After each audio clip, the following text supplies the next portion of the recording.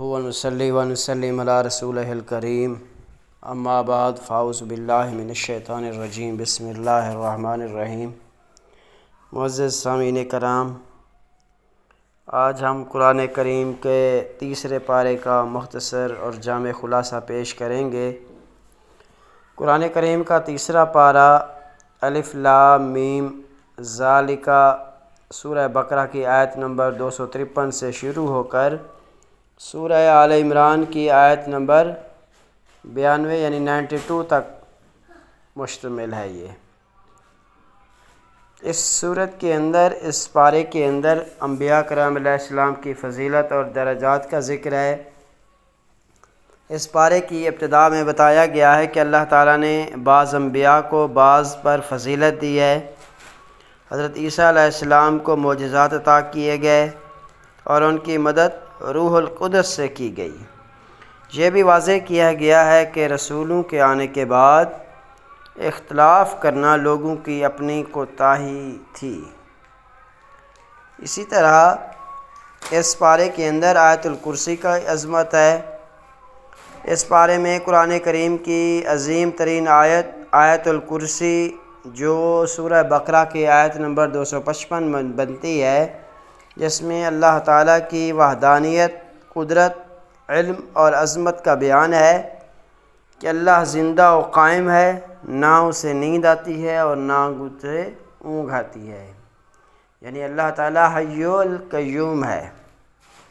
اسی طرح اس پارے کے اندر دین میں جبر کے حوالے سے بیان کیا گیا ہے کہ آیت لا اکراہ فی الدین میں واضح کیا گیا ہے کہ دین میں کوئی زبردستی نہیں ہے، ہدایت اور گمراہی واضح ہو چکی ہے، اب انسان اپنی مرضی سے راستہ اختیار کرتا ہے۔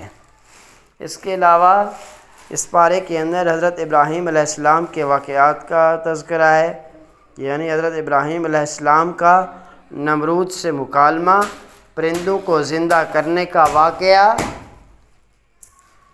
اور اللہ کی قدرت کے مختلف مظاہر بیان کیے گئے ہیں تاکہ ایمان مضبوط ہو۔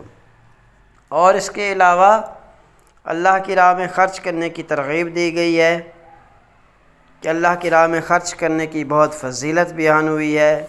صدقہ اخلاص سے دینا چاہیے، ریاکاری سے نہیں۔ سود، ربا کی سخت مذمت کی گئی ہے اور اسے چھوڑنے کا حکم دیا گیا ہے۔ اور اس کے علاوہ قرض اور لین دین کے احکامات بھی اسی پارے کے اندر ہیں کہ قرآن کی سب سے طویل آیت دین اسی پارے میں ہے، جس میں قرض لکھنے، گواہ بنانے اور دیانت داری کے اصول بیان کیے گئے ہیں۔ اس کے علاوہ سورہ آل عمران کا آغاز بھی اسی پارے میں ہوتا ہے۔ سورہ آل عمران کے ابتدائی رکوع میں اللہ تعالیٰ کی وحدانیت اور قدرت کا بیان ہے، قرآن کے حق ہونے کا اعلان ہے، متشابہ اور محکم آیات کا ذکر ہے، اہل کتاب کو حق قبول کرنے کی دعوت دی گئی ہے۔ اور اس کے ساتھ ساتھ سورہ آل عمران کے اندر تقوی اور اطاعت کی تاکید کی گئی ہے۔ مومنوں کو صبر، تقوی اور اللہ اور رسول صلی اللہ علیہ وآلہ وسلم کی اطاعت کی تلقین کی گئی ہے۔ اللہ کے نزدیک اصل کامیابی ایمان اور نیک اعمال میں ہے، نہ کہ دنیاوی مال میں اور نہ ہی اولاد میں۔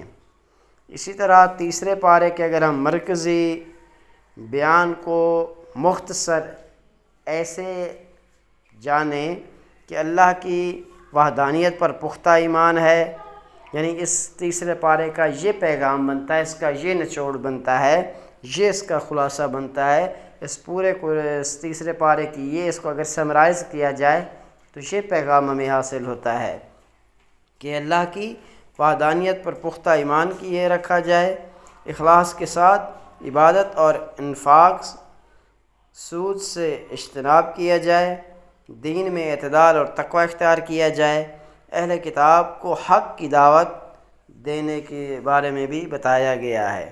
تو یہ وہ تمام احکامات تھے، یہ وہ تمام مضامین تھے، خلاصہ تھا قرآن کریم کے تیسرے پارے کا تو اللہ تعالیٰ سے دعا ہے کہ اللہ پاک ہمیں اس پر عمل کرنے اور اس کو سمجھنے کی توفیق عطا فرمائے۔